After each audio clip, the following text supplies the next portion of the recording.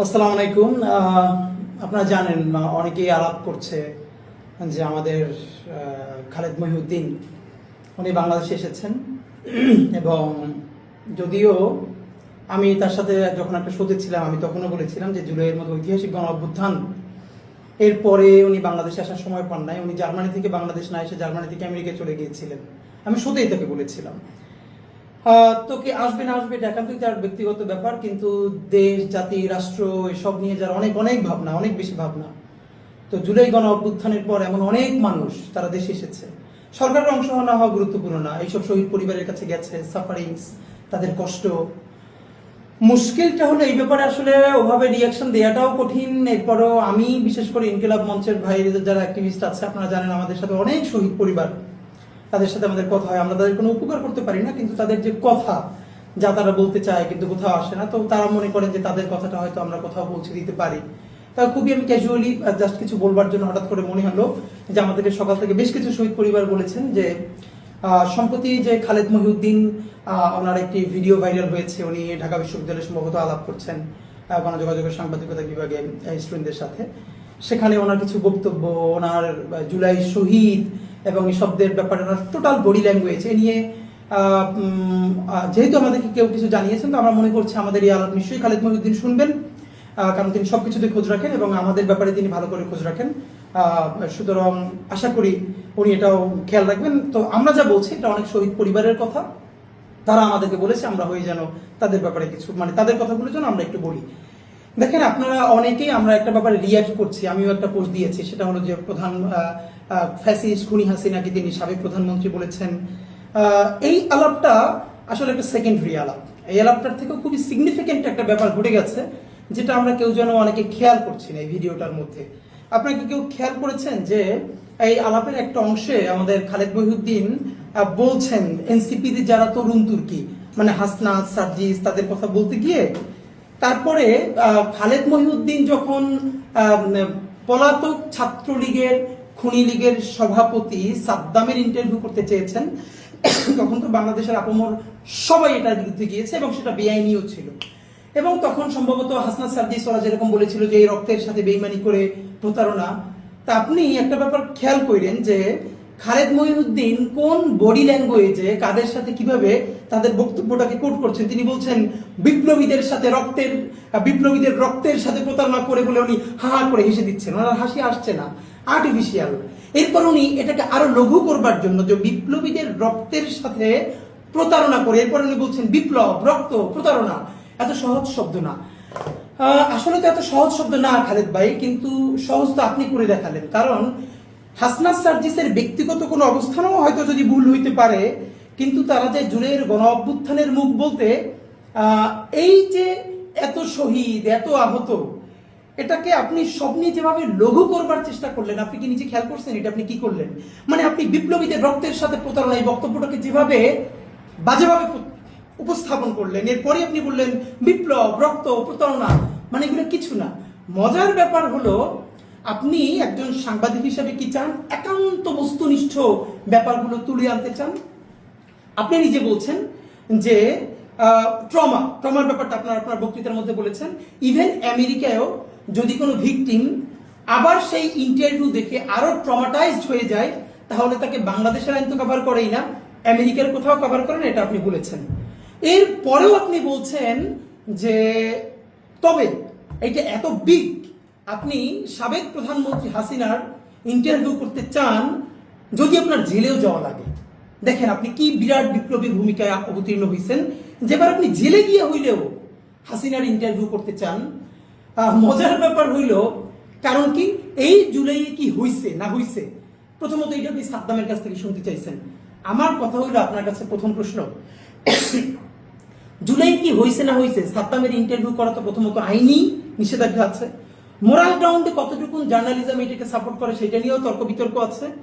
আমার আপনি একটা কথা বলেন, সাদ্দাম তো কিলার, হাসিনা তো কিলার, খুনি, এটা বলতে আপনার খারাপ লাগলেও বাংলাদেশের শহীদ পরিবারের খারাপ লাগে না। আপনি গত 14 মাসে বা 15 মাসে জুলাইতে কি হয়েছে ভিডিও না দেখা, টক শোনা কইরা, জুলাই গণ অভ্যুত্থানের মধ্যে ধরলাম আসে নাই। দেখেন আপনার ব্যাপারে অ্যালিগেশন আছে, আপনি এটার উত্তর দিয়েন। এটা ফেসবুকে প্রচুর ভাইরাল হয়েছে, জার্মানিতে থাকে আমাদের বাংলাদেশি অনেক যারা স্টুডেন্ট, তারা এই জুলাই গণ অভ্যুত্থানে হত্যা চলাকালে তারা রাস্তার পাশে দাঁড়িয়েছিল প্রতিবাদ করবার জন্য।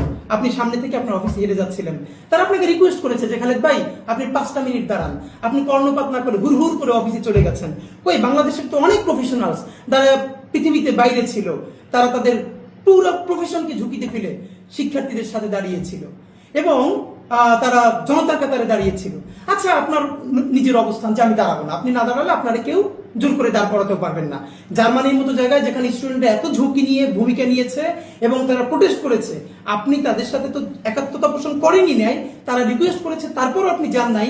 কিন্তু এরপর আপনি যখন আবার জার্নালিজম শুরু করলেন, আপনি বাংলাদেশে ডকুমেন্টেড 1400-এর বেশি শহীদ, 30-40 হাজারের বেশি সিভিয়ারলি আহত, চিরতরে অন্ধ, পঙ্গু, শিশু, আপনি তাদের একটা ইন্টারভিউ করেছেন এসে? আপনি একটা শহীদ পরিবারের কাছে গেছেন, একটা আহতের সাথে কথা বলেছেন? আপনি কি করলেন? আপনি জুলাই গণ অভ্যুত্থানকে দেখতে চাইলেন সাদ্দামের চোখে, সাদ্দামের লেন্সে, কারণ পলিটিক্সটা আমরা বুঝি। আপনার যে আমেরিকায় যে ঠিকানা চ্যানেলটা দেখেন, আপনি ডয়েচে ভেলেতে যখন ছিলেন, এখান থেকে আপনি এত বোকা, এত ছোট মানুষ না যে ডয়েচে ভেলের মতো প্ল্যাটফর্ম ছাইরা একটা নতুন, এখন পর্যন্ত যেটা ওরকম করে স্পার্ক করে নাই, সেই ঠিকানায় গিয়ে উঠবেন। কারণ আপনার ওয়েস্টে যাওয়া এবং এই ঠিকানায় আমরা এটাও জানি যে আপনার যে ঠিকানা, এইটাকে ওখানে যারা এস্টাবলিশ করেছে এটার সাথে কিভাবে আওয়ামী ফাইন্যান্স জড়িত। কিন্তু আমি বলতে চাই, আওয়ামী ফাইন্যান্স হলেও তো কোনো সমস্যা নাই, আপনি জার্নালিজমটা করলেই হইল। সেটা আওয়ামী লীগের চ্যানেল হইলো না, হাসিনার চ্যানেল হইলেও আমার কোনো সমস্যা নাই। আপনি সালমান এফ রহমানের চ্যানেলে চাকরি করছেন না, আপনি চাকরি করছেন, এইটা কোনো প্রবলেম না। কিন্তু আপনি যখন এই গত 14 মাস ধরে সবার সাথে শো করছেন, হাসনাতকে, সার্জিসকে, ওকে ছাইমিকে চেপে ধরছেন, আপনি একটাবার, এবং আপনি কি করতেছেন, জুলাইকে আরো ভালো করে বুঝবার জন্য আপনি সাদ্দামের কাছে কথা বলবার চেষ্টা করছেন। এবার আপনি জেলে গিয়ে হাসিনার সাথে কথা বলতে চান, জেলে গিয়ে হলেও। বলেন তো, গত 14 মাসে আপনি কয়টা শহীদ পরিবারের সাথে, তার মা, তার বাবার সাথে কথা বলেছেন? আপনি কয়টা চিরতরে অন্ধ মানুষের সাথে কথা বলেছেন, চিরতরে পঙ্গুর সাথে কথা বলেছেন? আপনি যদি ওরকম জার্নালিজম করতে চান, তাহলে সকল শহীদের পরিবারের সাথে কথা বলে, আহতদের সাথে কথা বলে, তারপর তাদের অ্যালিগেশনটা কতটুকু সত্য, কতটুকু মিথ্যা, মিথ্যা হওয়ার তো সুযোগ নাই, কারণ ইট হ্যাপেন্ড, এটা ক্যামেরার সামনে ঘটেছে, লাশ জ্বালিয়ে দেওয়া হয়েছে, ক্যামেরার সামনে ঘটেছে। এরপর আপনি চাইলে তাকে বলতে পারেন যে আমি আপনার একটা, কেন ওসামা বিন লাদেনের রিটেন ইন্টারভিউ তো নিয়েছে আমেরিকা থেকে এসে, তো আপনি কিন্তু সেটা না করে, আপনি কোনো শহীদ পরিবারের সাথে কথা না বলে, আপনি একজন খুনি, যাকে মানে খুনিকে খুনি বলতে আপনার তো দ্বিধা কেন? মানে খুনি হাসিনা খুন করছে কিনা এটা নিয়ে আপনার দ্বিধা আছে? আপনি একটু খালেদ ভাই বললেন তো যে হাসিনা খুন করছে কিনা, এইটা জানার জন্য আপনি ঢাকা ভার্সিটির বলতে ওদেরকে বলতেছেন আর একটু ভালো করে জার্নালিজম পড়ে। ওখানে ব্যাপারে বলেন তো, আর একটু কতটুকুন ভালো করে পড়াইলে খুনিরে খুনি বলতে পারবে একাডেমিশিয়ানরা এবং জার্নালিস্টরা, মানে কতটুকুন ভালো করে পড়াইলে, আর কতটুকুন ভালো করে পড়াইলে যে 4টা ইলেকশন দেশে কোনো ভোট হইতে দেয় না। প্রথমে 111 ইলেকশন, তারপরে 14তে ভোট হয় নাই, 18তে ভোট হয় নাই, 24-এ ভোট হয় নাই, এবং সেই ভোট না হওয়া, দিল্লির ক্ষমতায়িত হওয়া একজন ফ্যাসিস্টকে আপনি প্রধানমন্ত্রী বলতে বলতে মুখে ফেরা তুলে ফেলেন। আপনি এই সরকারকে বারবার বলছেন, আমি অনেক টকশোতে শুনছি যে এই সরকার তো আমার সরকার না, ফাইন, নাই হইতে পারে, আপনি এটাকে রিপ্রেজেন্টেটিভ মনে নাও করতে পারেন। এবার আপনি বলেন তো খালেদ ভাই, এই সরকার যদি আপনার সরকার না হয়, তাহলে আওয়ামী লীগের গত 15 বছরে যেখানে কোনো মানুষ ভোট দেয় না, এমনকি আওয়ামী লীগ নিজে যে দাবি করে তাদের 25% বা 20% ভোটার আছে, তারা 2% মানুষ কেন্দ্রে যায় না, তাহলে কেন্দ্রে এত কুকুর ঘুমাইতো না। তাহলে যেইখানে কোনো ভোটার ভোট দেয় নাই, সেই সরকার তো আপনার আমার বাংলাদেশের কারো সরকার না। আপনি কোনোদিন আওয়ামী লীগের কোনো মন্ত্রীরে একবার জিজ্ঞেস করছেন এই সরকার আমার না?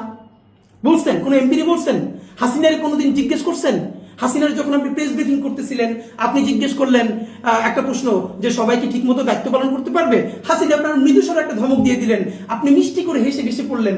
এই যে আপনি ইনুসরে ছিঁড়ে ফাইরে টাইনে ছিঁড়ে ফেলেন, এটা তো আমি মনে করি ইনুসের ক্রেডিট। আপনাদের যখন কেউ এটার বিরুদ্ধে ফোন দেয় নাই, তো হাসিনা আপনার এটা বলবার আপনার পর আপনি তো তার সামনে কোনো প্রতিবাদ করেন নাই, সেই ভিডিও ফুটেজ এখন আমাদের সামনে তো আছে, আপনি সুন্দর করে হেসে বসে পড়ছেন।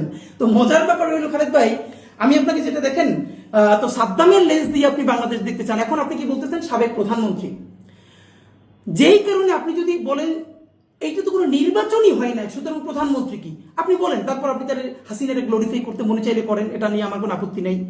কিন্তু আপনি হাসিনারে গ্লোরিফাই করতে গিয়া জুলাই গণ অভ্যুত্থানের কতগুলো শহীদ, তার রক্ত, তার বিপ্লব, আপনি তাকে কিভাবে মানে কি বাজে বডি ল্যাঙ্গুয়েজে ট্রিট করতেছেন আপনি খেয়াল করছেন? আপনি জুলাই গণ অভ্যুত্থান রক্ত এইসব বলে হো হো করে হেসে উঠতেছেন, আপনি হাসতেছেন না, আমরা দেখতেছি। আপনি জোর করে টেবিল চাপড়ান, এটা কি পরিমাণ লঘু করার পলিটিক্সটি আপনি করতেছেন?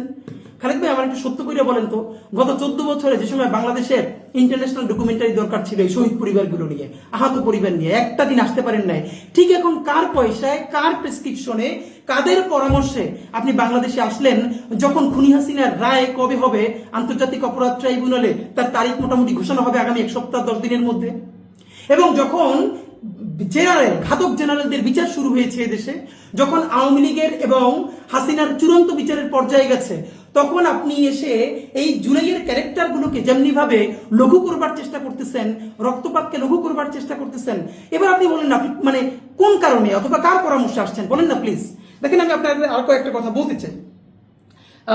এখানে আপনি হাসনাতকে একবার একটা টকশোতে বলছিলেন, হাসনাত যখন ওই যে ঝামেলা হয়েছিল, যে চোরকে ধরিয়ে দেওয়া তো আপনার কাজ না, আপনি বলছেন ওকে। তো তখন এর মানে কিন্তু মানে এটা বেআইনি যে হাসনাত ওরকম করে ধরাইতে পারে না। তো আমি অন্য জায়গায় বলছিলাম যে নাগরিক হিসেবে কেউ চুরি করতে দেখলে তারে ধরাই দেওয়া তো নাগরিক কাজ। এরপরও আইন যদি কাভার না করে তাহলে ঠিক আছে, এভাবে ধরাই দেওয়া যায় না। তাহলে চোরকে ধরাইয়া দেওয়ার ফলে হাসনাত যদি বেআইনি কাজ করে, তাহলে বাংলাদেশ এবং আন্তর্জাতিক যে স্ট্যান্ডার্ড আছে, যে ভ্যালিউজ আছে, কাস্টমস আছে, তার বাইরে গিয়েও আপনি হাসিনার ইন্টারভিউ করে জেলে যাইতে চান? আপনি আমারে বলেন তো, গত 15 বছরে যত আওয়ামী লীগের মন্ত্রী এমপিদের সাথে আপনি টকশো করছেন, আপনি একজনও ডিরেক্টলি বলছেন যে আপনি তো বিনা ভোটের এমপি, আপনি তো ভোট ছাড়া মন্ত্রী? না, বলেন না। আমি আপনার মনে করাই দিই, করোনার সময় আমির হোসেন আমু আপনি একটা ইন্টারভিউ নিতেছিলেন, তো ইন্টারভিউ নেওয়ার সময় আপনার যে একটা প্রশ্ন শুনি না, তার ভালো লাগে না, সে মাইক টেক ছাইরা উইটা হাইটে গেছে, আপনার হাতে কলম ছিল, আপনি রাগে ক্ষোভে কলমটা আস্তে করে ছেড়ে দিয়েছেন, আপনি একটা শব্দ বলেন নাই, কোনো প্রতিবাদ করেন নাই। এখন এই অবস্থা হইলে কেমন করবেন আপনি চিন্তা করেন তো। দেখেন আপনি ক্ষমতার কাছে কি পরিমাণ নতজানু ছিলেন। ওই আমু যে রিয়েকশনটা আপনারা দিছে, আপনি কি উঠে বলছেন এই আমু সাহেব আপনি কিন্তু বিনা ভোটের এমপি, ভোট চুরির মন্ত্রী? শেখ হাসিনা তো দূরের কথা, আপনি বলতে পারেন না, কিন্তু সেই বিনা ভোটের প্রধানমন্ত্রীর আপনি বারবার প্রধানমন্ত্রী হিসেবে পুট্রি করতেছেন। অথচ আপনি নিজে দেখেছেন, আপনি দেখবেন কেমন? আপনি তো 14 মাস দেশে একবার আসেন নাই, একটা শহীদ পরিবারের সাথে কথা বলেন নাই। জুলাই কি হয়েছে এটা আপনি প্রথমে সাদ্দামরে দিয়ে পড়াইতে চান কেন? লক্ষ লক্ষ মানুষ হবে, ভিউ হবে, আপনার সাবস্ক্রিপশন বাড়বে, এবার আপনি হাসিনার নিয়ে আলাপে আনতে চান। তো এটা তো আমরা বুঝি। তো হাসনাত যদি বেআইনি কাজ করে থাকে, তাহলে এবার এই বেআইনি কাজ তার থেকে 1000 গুণ বেআইনি কাজ আপনার করবার মতো এখতিয়ার কে দিল, বা আপনার কোন মোরাল গ্রাউন্ড এটারে সাপোর্ট করতেছে ভাই? একটু আমারে বললেন তো। আপনার আর একটা কথা বলি ভাই, ধরেন আপনি যেটা করেন, এই কথাটা আমি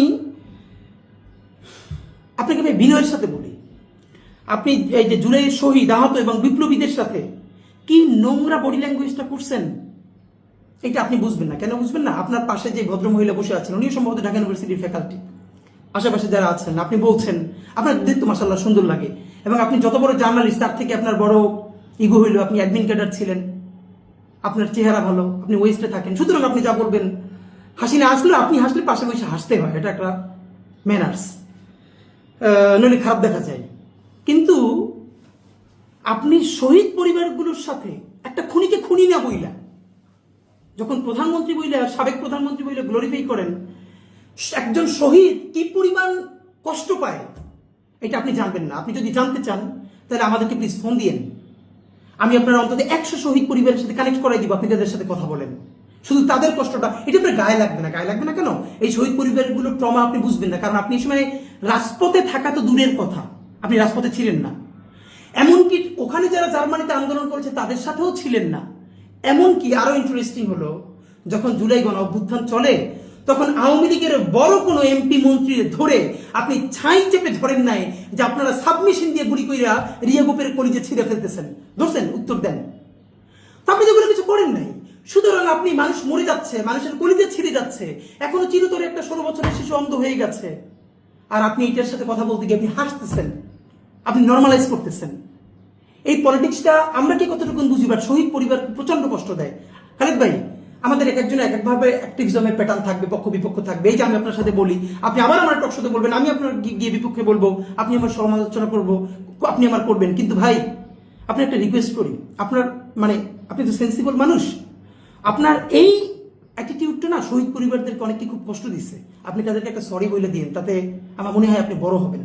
আপনার এই কাজটা উচিত হয় নাই। দেখেন, আমি আপনারা যেটা বলতে চাই সর্বশেষ, সেটা হলো আমি আপনার এই আগমনকে অত্যন্ত সন্দেহের চোখে দেখি। আমি দৃঢ়ভাবে বিশ্বাস করতে চাই আপনি কোনো এজেন্ডা নিয়ে আসেন নাই, কিন্তু বাংলাদেশের মানুষকে আমি বলি, প্লিজ, বাংলাদেশের 18 কোটি মানুষ একমাত্র গণহত্যাকারী ছাড়া আর বাকি সকল বাংলাদেশপন্থী দল, রাজনৈতিক দল, শক্তি, সামনে যখন নভেম্বর আসছে, যেটা গত 1.5 বছরের মধ্যে সব থেকে ক্রিটিক্যাল টাইম আমাদের জন্য, কোন টাইম? যখন খুনি হাসিনা যতগুলো গণহত্যা করেছে তার অনেকগুলো বড় রায় হবে এই মাসের মধ্যে, নভেম্বরের মধ্যে। এবং এই যে ঘাতক জেনারেল, তাদের বিরুদ্ধে অফিসিয়ালি ট্রায়াল শুরু হয়েছে।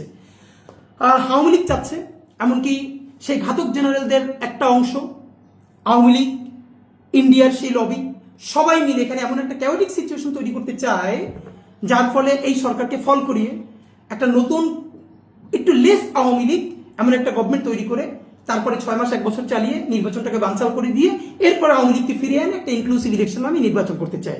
তো এই প্রথম প্রক্রিয়াটা হলো এই নির্বাচনকে, এই বিচার কাজকে বাধাগ্রস্ত করা, তারপরে নির্বাচনকে বানচাল করা। এই জন্য আপনার যেটা লাগবে, এখানকার সব থেকে পাওয়ারফুল হল সিভিল সোসাইটি। তারা নতুন নতুন ন্যারেটিভ উৎপাদন করবেন। তো আমার যেটা মনে হচ্ছে, এই খুনি হাসিনার রায়ের আগে খুনি হাসিনা সরাসরি অর্ডার করেন নাই, এই নিচের কিছু র্যাবের অফিসাররা সরাসরি এটা করেছে। খুনি হাসিনা এটা জানতেন না, তাকে ভুল বোঝানো হয়েছে, আনু মোহাম্মদ সাদ্দের মতো, উনি জানেন না আর সবাই জানেন, ওনাকে শুধু ভুল বোঝানো হয়।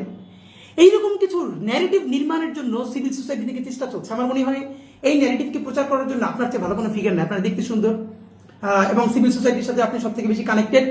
সুতরাং আপনার প্রথম কাজ হলো আপনি তাদেরকে লঘু করবেন। দেখেন, হাসনাত সার্জিসের পলিটিক্স আমি করি না, এনসিপি পলিটিক্সও করি না, কিন্তু যেখানে ওদের যেই দোষটা নাই, এই প্রতিবাদ আমরা সবাই করেছি। আপনি যখন সাদ্দামের সাথে ইন্টারভিউ করতে চান, সেটাকে আপনি কিভাবে আপনি সরি ফিল করবেন যে আপনি এটা চেয়েছেন? আপনি হিটলারের ইন্টারভিউ জার্মানিতে বসে ভাবে করতে পারতেন? আপনি কি এখন আজকে জার্মানিতে যদি থাকেন, আর এখন যদি হিটলার থাকতো, আপনি জার্মানিতে বসে বলতে পারতেন যে আমার জেল হইলে হোক, আমি হিটলারকে ইন্টারভিউ করব? কিন্তু আপনি বাংলাদেশে বসে বলতে পারতেছেন। এর কারণ আমরা মনে করি আপনাকে এবার পাঠানো হয়েছে অনেক হিসাব নিকাশ করে। এখানকার হয়তো কোনো একটা এজেন্সি পাওয়ারফুল, তারা আপনাকে পুশ করেছে, আসেন, বাকিগুলো আমরা ঠিক করছি। আপনাকে আওয়ামী লীগ, হাসিনা, অন্যান্য যারা আছে, তারা যে কোনোভাবে আপনাকে কনভিন্স করতে পেরেছে যে আপনি আসেন, এসে এই কথাগুলো বলতে শুরু করেন। এটা যদি না করেন, আপনি এসেই এই কথা আপনি কেন বলছেন?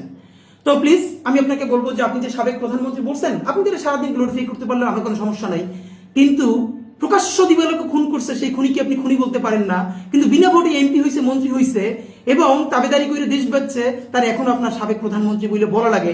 এই যে আপনার ফেটিস, মানে এটা তো আমাদেরকে আসলে বুঝতে হবে যে আপনি কোন উদ্দেশ্যে কাকে কি বলছেন। তো আমি আপনাকে দেশবাসীর উদ্দেশ্যে বলতে চাই, সম্ভবত এইটা একটা খুনিদের প্রথম টেস্ট কেস। তারা এরকম বয়ান বিভিন্ন জায়গা থেকে তৈরি করবে, লিখবে, বলবে। যদি প্রথমবারে তারা উতরাইয়া যায়, তাহলে সেকেন্ড ফেজে তারা কোথার থেকে আরো বড় করে চেষ্টা করবে এবং বিচারকে ভণ্ডুল করবার চেষ্টা করবে। আমি সর্বশেষে আপনাদের মাধ্যমে যেটা বলতে চাই, খালেদ মহিউদ্দিন থেকে শুরু করে অন্যান্যরা এটা জীবনে সাহস পাইতো না। সাহস পাইছে শুধু রাজনৈতিক দলগুলোর অনেকের কারণে। আমরা বলেছিলাম আপনারা যে যার রাজনীতি করেন, কিন্তু জুলাইয়ের প্রয়োজনে আপনারা একতাবদ্ধ থাকেন। জুলাইয়ের ক্যারেক্টার বলি, জুলাইয়ের স্পিরিট বলি, যেটা আপনারা ধ্বংস করেন না। নিজের 5 বছরের রাজনীতি, নিজের ক্ষমতার জন্য জুলাইকে ছোট করেন না। জুলাই না বাঁচলে বাংলাদেশ বাঁচবে না, স্বাধীনতা, সার্বভৌমত্ব বাঁচবে না। খালেদ মহিউদ্দিন চিন্তা করলেন, ও এখন যদি আমি জুলাইয়ের ক্যারেক্টারগুলোকে নিয়ে মকারি করি, রক্ত, বিপ্লব, এইরকম করে বলি, তাহলে আমার প্রথম শেল্টার দিবে বিএনপি। কারণ এনসিপি যেহেতু তারা এখন এনসিপির ক্যারেক্টার হয়ে গেছে, সুতরাং তাদের বিরুদ্ধে বললে কোনো সমস্যা না, আমাকে বিএনপি শেল্টার দিবে। তো এই যে আমাদের পলিটিক্যাল বিভাজন হইল জুলাইকে কেন্দ্র করে, আজকে বিএনপির বিরুদ্ধে বলে শেল্টার দিবে এক গ্রুপ, আবার এনসিপির বিরুদ্ধে বলে বিএনপি শেল্টার দিবে, করে করে আপনারা একদিন দেখবেন, একটা কবিতা আছে না যে আজকে ওরে ধরে নিয়ে গেছে, আপনি বলবেন ও তো আমার শত্রু, ওরে ধরে নিয়ে গেছে, থাক, আমার প্রতিবাদ করার দরকার নাই, ও তো আমার বন্ধু না। এরকম প্রতিদিন আপনি চুপ করে থাকবেন, কিন্তু সর্বশেষ আপনারা নিয়ে যেদিন ধরা হবে, সেদিন আপনার প্রতিবাদ করবার মতো আর কেউ থাকবে না। কারণ এর আগে সবাইকে ধরে নেওয়া হয়েছে, কিন্তু আপনি তখন প্রতিবাদ করেন নাই। আজকে এনসিপি লিডারকে বলে বিএনপিকে অ্যাডভান্টেজ দেওয়া হবে, তারা নাই হয়ে যাওয়ার পরে জামাতকে ধরা হবে, জামাতকে অ্যাডভান্টেজ দেওয়া হবে বিএনপির বিপক্ষে, করে করে করে করে বাংলাদেশের সকল শক্তি নাই হয়ে যাবে এবং আওয়ামী লীগ কামব্যাক করবে। সুতরাং সেন্সিবল সকল মানুষের প্রতি আমার বিনীত অনুরোধ, সামনের নভেম্বর বিচারের প্রশ্নে কোনো আপোষ করা যাবে না। আমাদেরকে বিচার এবং সুষ্ঠু বিচার ঘরে আনতে হবে। এই প্রশ্নে বিএনপি, জামাত ইসলামী, এনসিপি, গণ অধিকার পরিষদ, এবি পার্টি, যত দল আছে সবাইকে আমাদেরকে ঐক্যবদ্ধ থাকতে হবে। আপাতত আমাকে অ্যাডভান্টেজ দিয়ে যদি আরেকজনের বিপক্ষে বলে, এটাকে আপনি হাসি মুখে নিয়েন না, মনে করেন পরের ঢিলটা আপনার উপরে ছুটবে কখন, যখন ও আর আপনার ব্যাপারে সাহায্য করতে আসতে পারবে না। তো আমি আপনাকে বলি খালিদ মহিউদ্দিন ভাই, আমি আপনাকে চাইলে আরো প্রচন্ডভাবে বলতে পারতাম, এবং কিন্তু আমি আসলে অনার করতে চাই আপনাকে ওই জায়গাটা, এবং আমি মনে করি, দৃঢ়ভাবে বিশ্বাস করি, আপনি যে বডি ল্যাঙ্গুয়েজটা শো করেছেন এটা জুলাইয়ের শহীদ পরিবাররা প্রচন্ড কষ্ট পেয়েছে, আমাদেরকে জানিয়েছে, আপনি তাদেরকে সরি বললেন। আর হাসিনারে যদি খুনি দেখতে আপনার খুব কষ্ট হয়, যদি প্রপার এভিডেন্স আপনার কাছে মনে হয় না এটা এভিডেন্স নাই, হাসিনাকে গিয়ে জিজ্ঞেস করতে হবে, তাহলে আপনি প্লিজ হাসিনার সাথে দেখা করেন না, দেখা করে জিজ্ঞেস করেন সেই খুনগুলো করছে কিনা, ভিডিওগুলো দেখাইয়া। কিন্তু এই যে তারে ইন্টারভিউ করে আপনি জেলে গিয়া হিরোইক একটা মহাকাব্য তৈরি করবেন, এইটা জুলাইয়ের সাথে গাদ্দারি বলবো না, এইটা হলো এখানকার ভ্যান চালক, রিক্সাওয়ালা, যারা আপনার মতো বিসিএস ক্যাডার হয় না, চেহারা ভালো না, যার কোনো কণ্ঠস্বর নাই, এইসব মানুষদেরকে এলিটরা কেমনি করে খামচে খামচে খায়, তার একটা ক্লাসিক উদাহরণ হয়ে থাকবে। এগুলো করেন না ভাই, প্লিজ। ধন্যবাদ।